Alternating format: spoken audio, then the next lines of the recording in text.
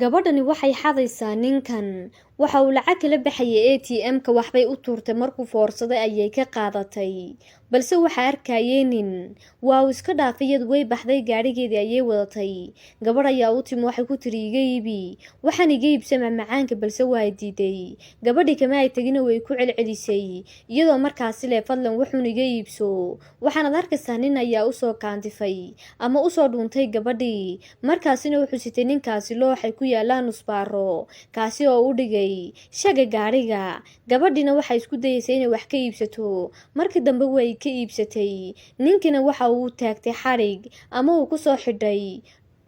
looxii ay nusbaaradu ku dhagsanaayeen gabadhiina waxaa la siiyey lacagteedii kadib waa iska baxday ninkii iyo gabadhii ayaa isla hadlay oo ay ku leedahay gabadhu waa fiican tahay gabadhii marka ay gaarigiisa u istaadhay ay istiri kaxeeba waxay ku dhacday nusbaaradii kadib way dareentay ninkiina waa uu jiitay looxiisii kadib ayay soo baxday mise waxaabay aragtiba iyaduu ka banjaray gaarigii wiil ayaa u imaaday wuxuu ku yidhi ma gaarigii ayaa kaa banjaray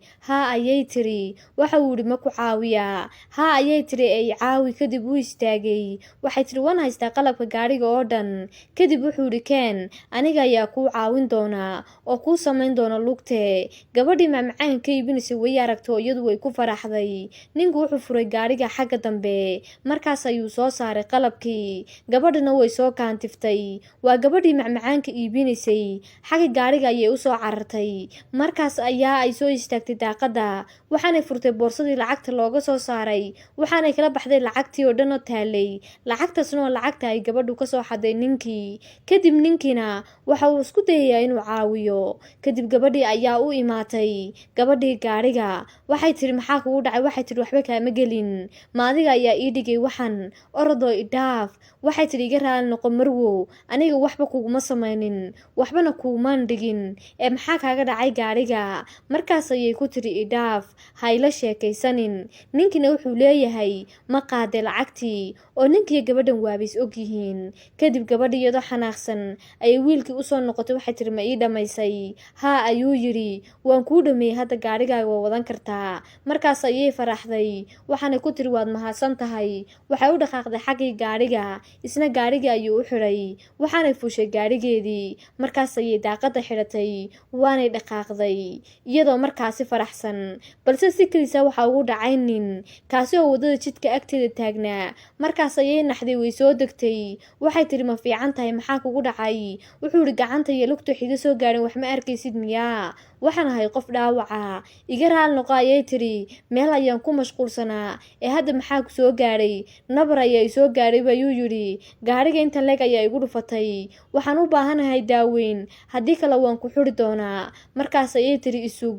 waxaan ku siin doonaa lacag taasoo isku daaweyn doonto lacagtii meesha ku ogeeday soo xaday ayay istiri la soo bax balse lacagtii waa ay ka weysay iyadoo naxsan ayuu wiilkii u imaaday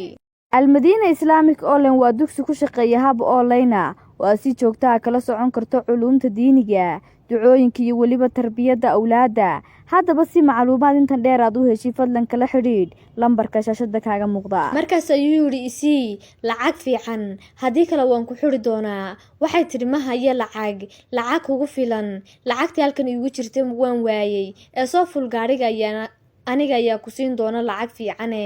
balse waxoogaa markay socdeen ayuu ku yidhi gabadhaa ma garanaysaa waa tii lacagta kaa xaday mar ayaan arkayay lacagay kaa xadaysay waxaan u marayaa lacagtaa weysay in iyadu xaday kadib gabadhii waa ay soo degtay weliba si degdeg ah iyadoo markaasi gabadhii u tegaysaa ninkuna markaasi uu ku qoslayay markaas ayaa ay gabadhii soo aaday xaggii gabadhii macmacaanka ka iibinaysay markay gabadhii aragtay way oroday balse laba wiil ayaa ku wareejiyay xarig saas ayaanay ku xidheen gabadhii oo waay qabteen gabadha labada wiil iyo ninka gaariga isku dhigayay waxay haayeen dad ka dambeeyey qorshahan ogaana gabadhani lacag xaday ninkii lacagta laga xadayna isla goobta ayuu joogay lacagtiis ayaa farta laga saaray waxaanuu yidhi aniga ayaa lacagteedii ka qaadatay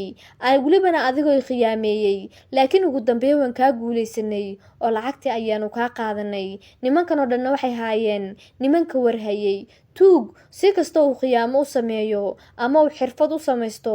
maaha mid guulaysta sababtoo ah wuxuu qaadanayaa lacag xaaraana